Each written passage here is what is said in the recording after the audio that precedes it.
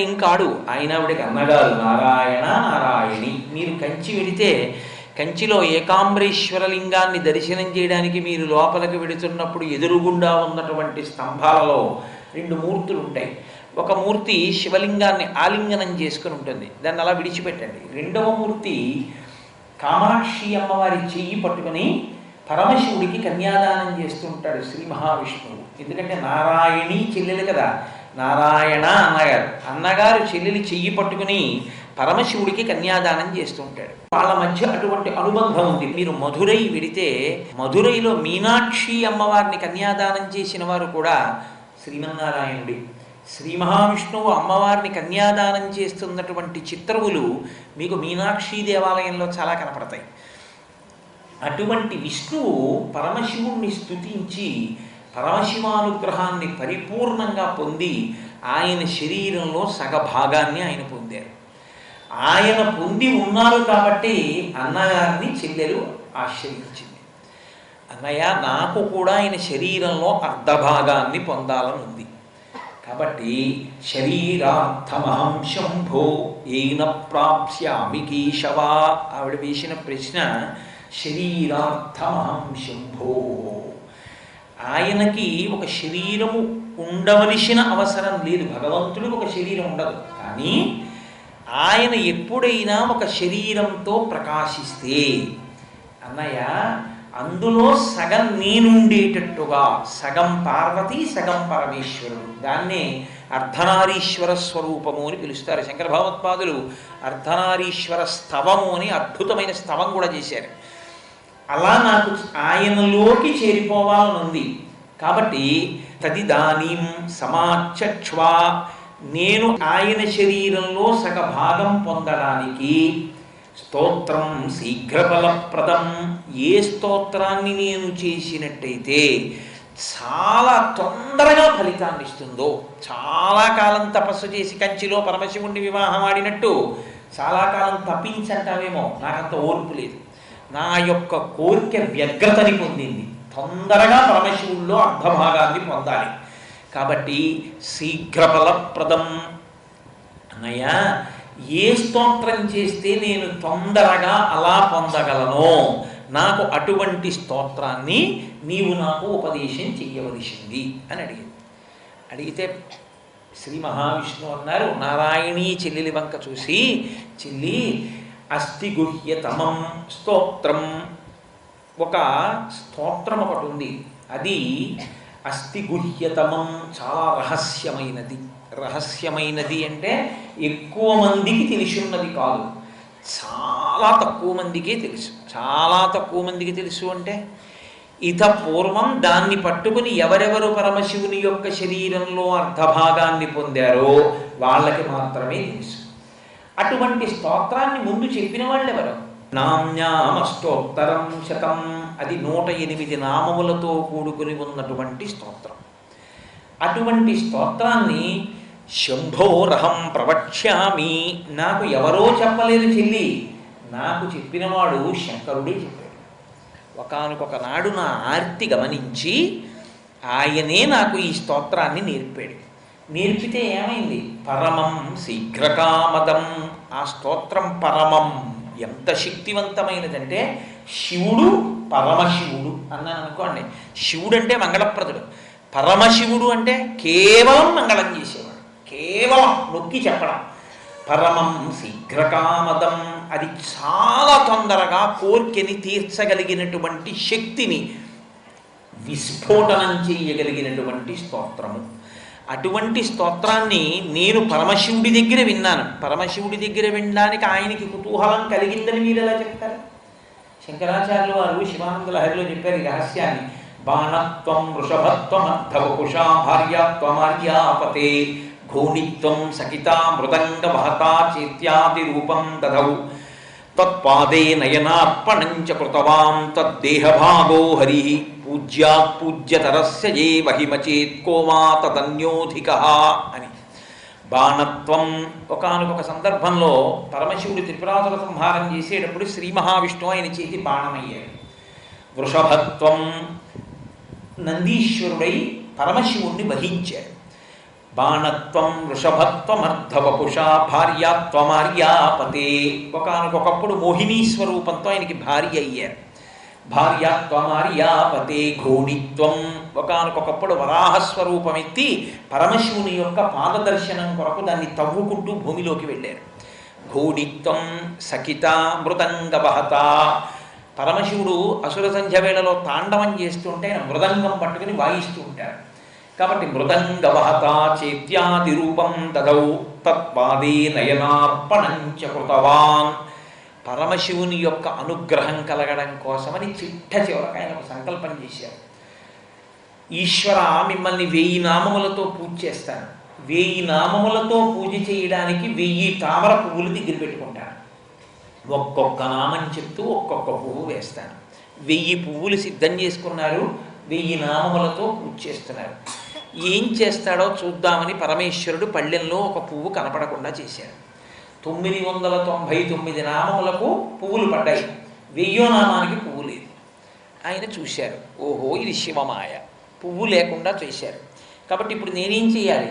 రామ కమలపత్రాక్ష సర్వసత్వ మనోహర రూపదాక్షిణ్య సంపన్న ప్రసూత జనకాత్మజే. కమలపత్రాక్ష, ఆయన తామర పువ్వులు ఎలా ఉంటాయో అటువంటి కన్నులున్నవాడు శ్రీ మహావిష్ణువు. కాబట్టి ఆయన ఏం చేశారంటే ఒక కన్ను తీసి పరమశివుడి యొక్క పాదముల యందు సమర్పించారు. ఈ దేవాలయం ఇప్పటికీ తమిళనాడులో ఉంది. ద్రవిడ దేశంలో ఇప్పటికీ కూడా నేత్రార్పణేశ్వర శివలింగము అని పిలుస్తారు దాన్ని. అది తిరువళ్ళిఊరని ఆ ఊళ్ళో శ్రీ మహావిష్ణువు తన కన్ను పెకలించి తామర పువ్వుగా సమర్పణం చేసినటువంటి పవిత్రమైన క్షేత్రం. ఇలా చేసిన కారణం చేత పరమశివుడు అత్యంత ప్రీతిని పొంది శ్రీ మహావిష్ణువుకి తన శరీరంలో అర్ధభాగం ఇచ్చారు. అర్ధభాగం ఇస్తే హరిహర రూపము అని ఒక రూపం వచ్చింది. పరమశివుని యొక్క అనుగ్రహం కలగడం కోసమని చిట్ట చివరికి ఆయన ఒక సంకల్పం చేశారు. ఈశ్వర, మిమ్మల్ని 1000 నామములతో పూజ చేస్తాను. 1000 నామములతో పూజ చేయడానికి 1000 తామర పువ్వులు దగ్గర పెట్టుకుంటాను. ఒక్కొక్క నామం చెప్తూ ఒక్కొక్క పువ్వు వేస్తాను. 1000 పువ్వులు సిద్ధం చేసుకున్నారు. 1000 నామములతో పూజ చేస్తున్నారు. ఏం చేస్తాడో చూద్దామని పరమేశ్వరుడు పళ్ళెంలో ఒక పువ్వు కనపడకుండా చేశాడు. 999 నామములకు పువ్వులు పడ్డాయి. 1000వ నామానికి పువ్వు లేదు. ఆయన చూశారు, ఓహో ఇది శివమాయ, పువ్వు లేకుండా చేశారు. కాబట్టి ఇప్పుడు నేనేం చేయాలి? రామ కమలపత్రాక్ష సర్వసత్వ మనోహర రూపదాక్షిణ్య సంపన్న ప్రసూత జనకాత్మజే. కమలపత్రాక్ష, ఆయన తామర పువ్వులు ఎలా ఉంటాయో అటువంటి కన్నులున్నవాడు శ్రీ మహావిష్ణువు. కాబట్టి ఆయన ఏం చేశారంటే ఒక కన్ను తీసి పరమశివుడి యొక్క పాదముల యందు సమర్పించారు. ఈ దేవాలయం ఇప్పటికీ తమిళనాడులో ఉంది. ద్రవిడ దేశంలో ఇప్పటికీ కూడా నేత్రార్పణేశ్వర శివలింగము అని పిలుస్తారు దాన్ని.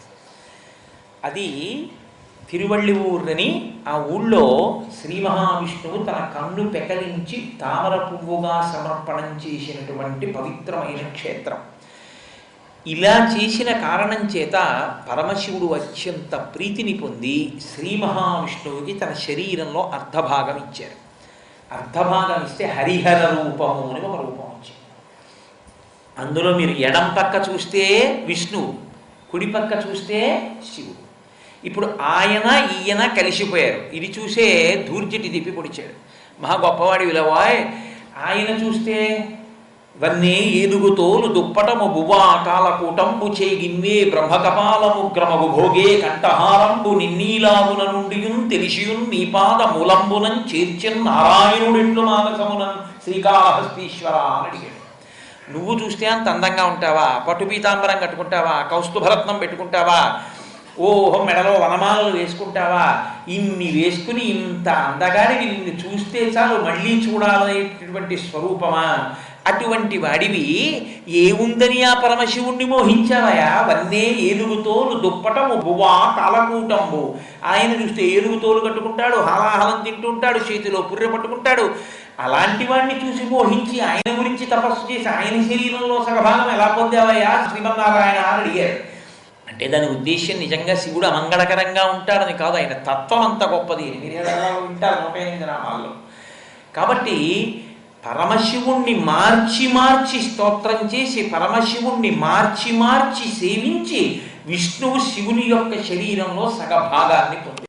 ఈ హరిహర స్వరూపమును ఎందరో పెద్దలు దర్శనం చేశారు, ఎందరో అనుభవించారు. చిట్ట చివర కురుక్షేత్ర యుద్ధం అంతా అయిపోయిన తర్వాత అర్జునుడికి కూడా ఈ రూపమే కనపడింది.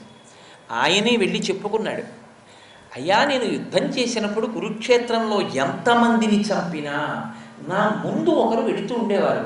ఒక పక్క చంద్రరేఖ ఉండేది, పెద్ద కొప్పు ఉండేది, ఒక పక్కన నెమలీక ఉండేది, ఒక పక్కన ఖడ్గం ఉండేది, ఒక పక్కన త్రిశూలం ఉండేది, ఒక పక్కన నల్లగా ఉండేది, ఒక పక్కన తెల్లగా ఉండేవాడు.